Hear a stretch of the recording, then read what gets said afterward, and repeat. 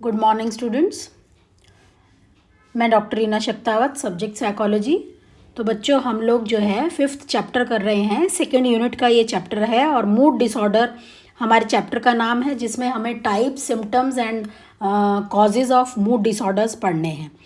तो पिछले वीडियो में हमने टाइप्स में यूनिपोलर डिसऑर्डर यानी डिप्रेशन को पढ़ा था, डिप्रेशन के प्रकार, लक्षण और उसके कारण।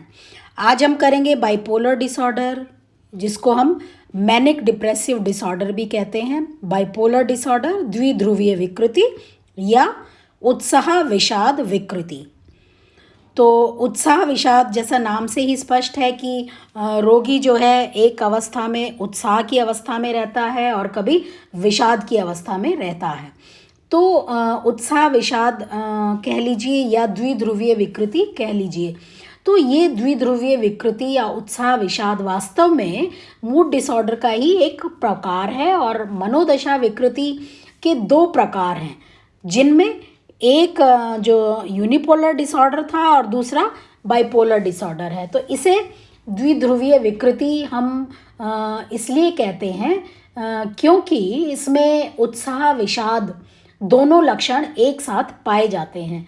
ये ऐसी मनोदशा विकृति है जिसमें उत्साह और विषाद, रोगी में कभी उत्साह पक्ष सक्रिय रहता है तो कभी विषाद पक्ष सक्रिय रहता है। यानी द्विध्रुवीय विकृति या उत्साह विषाद विकृति एक मनोदशा विकृति है जिसमें मनोदशा उत्साह तथा विषाद के बीच बदलती रहती है। तो अब हम आगे बात करेंगे लक्षणों की। तो उत्साह विषाद विकृति के जो लक्षण हैं उनमें सबसे पहले हम बात करेंगे मैनिक बिहेवियर की या उत्साही व्यवहार के लक्षणों की। तो द्विध्रुवीय विकृति, जिसको हम उत्साह विषाद विकृति भी कहते हैं, ऐसे रोगी में एक अवस्था जो है उत्साह की या उन्माद की होती है, जिसमें उन्मादी या उत्साही व्यवहार को देखा जाता है। और इस व्यवहार की विशेषताएं को हम 3 भागों में बांट सकते हैं। पहली है संवेगात्मक विशेषता। तो संवेगात्मक विशेषता में रोगी जब उत्साह की अवस्था में होता है तो उसके व्यवहार में कई प्रकार की संवेगात्मक विशेषताएं देखी जाती हैं। तो बच्चों, संवेग से आप परिचित हैं, फर्स्ट ईयर में आपने संवेग का चैप्टर भी पढ़ा था।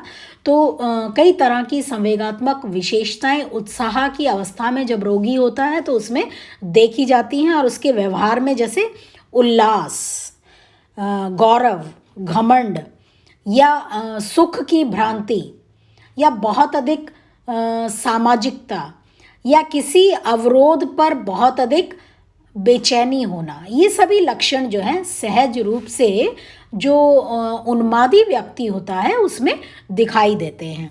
दूसरा है संज्ञानात्मक विशेषताएं।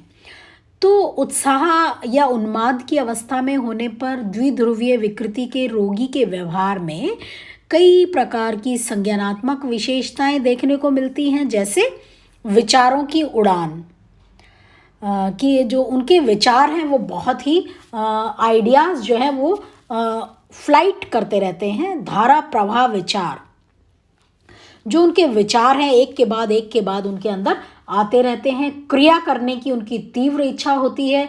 उनका व्यवहार जो है वो आवेगी होता है। सकारात्मक उनकी आत्मधारणा, जो अपने बारे में जो धारणा है वो सकारात्मक होती है। और श्रेष्ठता के व्यामोह, डेल्यूजन्स यानी झूठे विश्वास, यानी उनको ये विश्वास हो जाए कि मेरे से बड़ा कोई नहीं, मैं बहुत श्रेष्ठ हूँ। तो इस तरह की जो विशेषताएं हैं वो बाइपोलर डिसऑर्डर में उन्मादी व्यवहार जो होता है उस व्यवहार में देखने को मिलती हैं। थर्ड है गति विशेषताएं।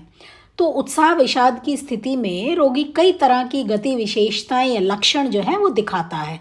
रोगी बहुत अधिक सक्रिय बन जाता है, रोगी थकता नहीं, बहुत कम सोता है और सेक्स के प्रति बहुत अधिक सक्रिय रहता है तथा भोजन कभी कम और कभी अधिक करता है। यानी जो उन्मादी, जो उत्साही व्यक्ति होते हैं उनमें बहुत अधिक सक्रियता देखने को मिलती है। और उन्मादी अवस्था के लक्षणों के साथ साथ ये भी ध्यान रखना चाहिए कि उनकी जो जैव रासायनिक कारक हैं उनसे उत्पन्न उन्मादी घटना को द्विध्रुवीय विकृति की श्रेणी में भी रखा गया है।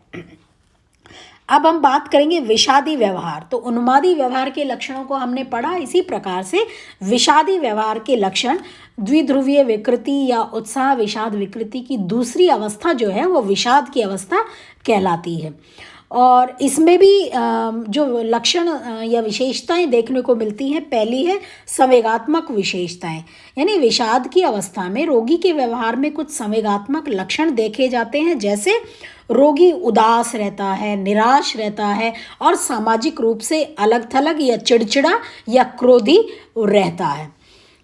दूसरी अवस्था है संज्ञानात्मक विशेषताएं जो उसमें पाई जाती हैं। तो इसमें कई तरह के संज्ञानात्मक लक्षण देखने को मिलते हैं, जैसे उसकी चिंतन प्रक्रियाएं सुस्त पड़ जाती हैं, बार बार चिंताजनक विचार मन में रहते हैं, उठते रहते हैं, निर्णय लेने की उनकी योग्यता घट जाती है।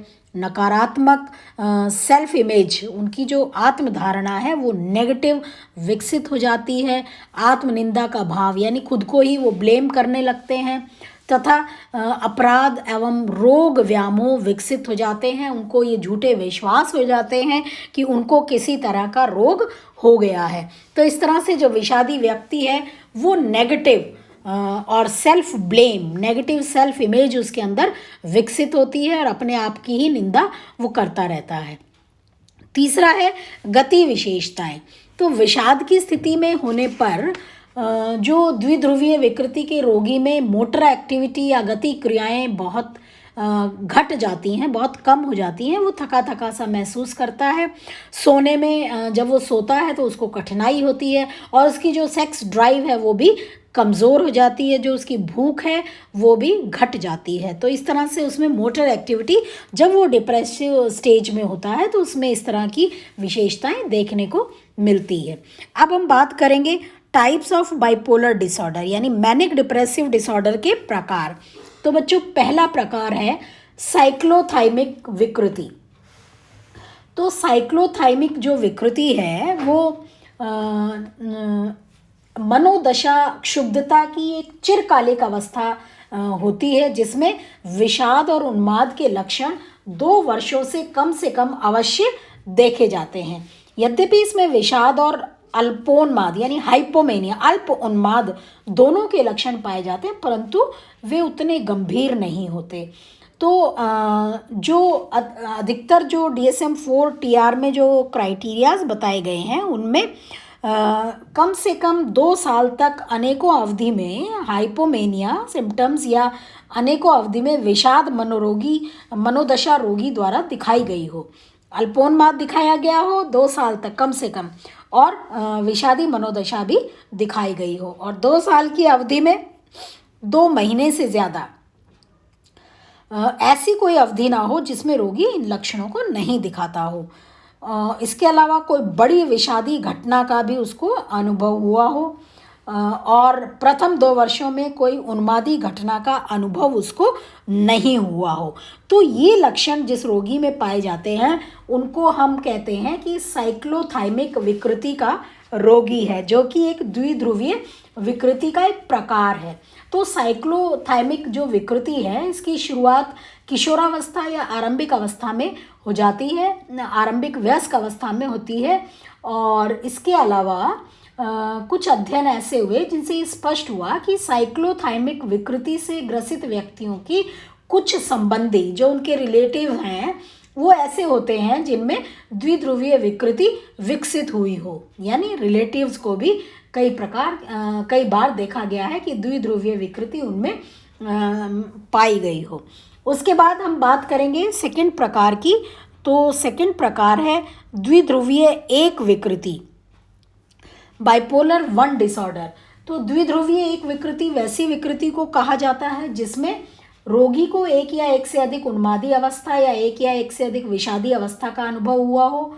बहुत कम लोग ऐसे हो सकते हैं जो एक या एक से अधिक उन्मादी घटना का अनुभव अवश्य उन्होंने किया हो, परंतु उन्हें कोई भी विषादी घटना का अनुभव ना हुआ हो। तो कहने का मतलब ये है कि उनको उन्मादी घटना का तो अनुभव हुआ हो, लेकिन उनको विषादी घटना का अनुभव नहीं हुआ हो। इसके बावजूद भी ऐसे लोगों को द्विध्रुवीय विकृति का रोगी माना जाता है, क्योंकि ऐसी उम्मीद उनमें की जाती है कि कभी ना कभी विषाद की घटना का अनुभव उनको अवश्य हुआ होगा।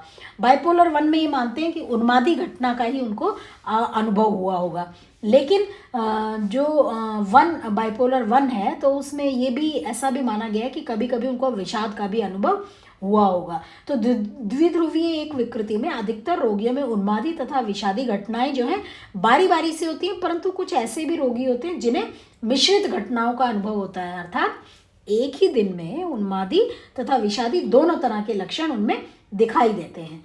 तो ये जो हम उन्माद की बात कर रहे हैं बच्चों, उन्माद से तात्पर्य एक ऐसी मानसिक स्थिति से होता है जिसमें रोगी की मनोदशा बहुत बड़ी चढ़ी होती है, विचारों की उड़ान वो उड़ता रहता है तथा उसकी जो साइकोमोटर एक्टिविटीज़ है या मनोपेशीय जो क्रियाएं हैं वो अधिक होती हैं। तो द्विध्रुवीय विकृति का चाहे जो भी प्रकार हो, इसमें विषादी अवस्था के लक्षण तो उनको अवश्य होंगे ही होंगे, जो वैसे ही लक्षण होंगे जो बड़ा विषादी मेजर डिप्रेसिव डिसऑर्डर में होते हैं, परंतु मेनिया या उन्माद के लक्षण कुछ दूसरे होते हैं जो विषाद के लक्षणों के जो हम उनको विपरीत कह सकते हैं। और जो थर्ड पॉइंट है वो है द्विध्रुवीय 2 विकृति, बाइपोलर 2 डिसऑर्डर। तो द्विध्रुवीय 2 विकृति में जो लक्षण होते हैं वो एक या एक से अधिक बड़ी विषादी घटना का रोगी को अनुभव हुआ हो, इसके अलावा कम से कम अल्पोन्मादी घटना का अनुभव हुआ हो। एक अल्पोन्मादी यानी हाइपोमेनिया की घटना वैसी घटना को कहते हैं हम जब व्यक्ति को एक खास अवधि तक बढ़ा चढ़ाकर एवं चिड़चिड़ी मनोदशा का अनुभव हुआ हो, परंतु इससे व्यक्ति का जो सामाजिक और व्यावसायिक कार्य है उसमें किसी प्रकार की बाधा नहीं पहुंची हो और व्यक्ति को अस्पताल में भर्ती करके उपचार करने की ज़रूरत नहीं होती। तो जिन लोगों द्वारा अल्पोन्मादी घटना का अनुभव किया जाता है वे इसे पैथोलॉजिकल या रोगात्मक नहीं समझते हैं। इसके अलावा ऐसे रोगियों में जो बाइपोलर 2 डिसऑर्डर है, उन रोगियों में उन्मादी घटना की कोई अनुभूति नहीं हुई हो और विषाद की अनुभूति उनमें अधिक हुई हो। तो इस तरह से ये टाइप्स थे बाइपोलर डिसऑर्डर के। तो बच्चों इस वीडियो में हमने बाइपोलर डिसऑर्डर यानी उत्साह विषाद विकृति, द्विध्रुवीय विकृति या उत्साह विषाद विकृति क्या है, उनके सामान्य लक्षण और उनके प्रकार हमने कंप्लीट कर लिए। Thank you.